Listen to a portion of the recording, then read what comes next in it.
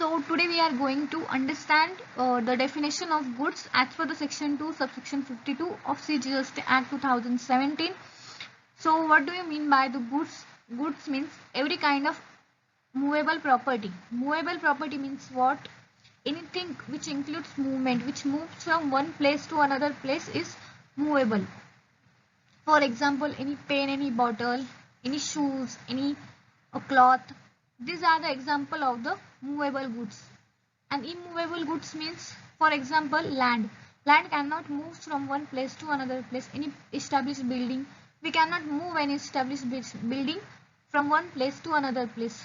So, in the definition of the goods, only those things are covered which moves, which includes in itself movement. Okay. Then further, goods exclude money and security. It means that money or securities are not covered under the definition of goods.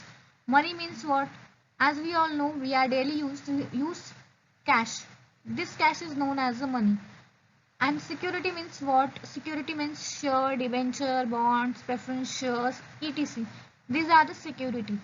Both the money and securities are not covered under the definition of goods as per the GST law.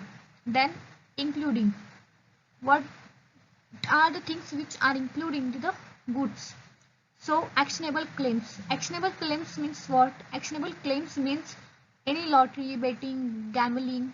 These are the example of the actionable claims. Then also goods includes growing grass, crops which are attached to the land and agreed to be severed in the contract or before the supply. I hope you all understand today's topic.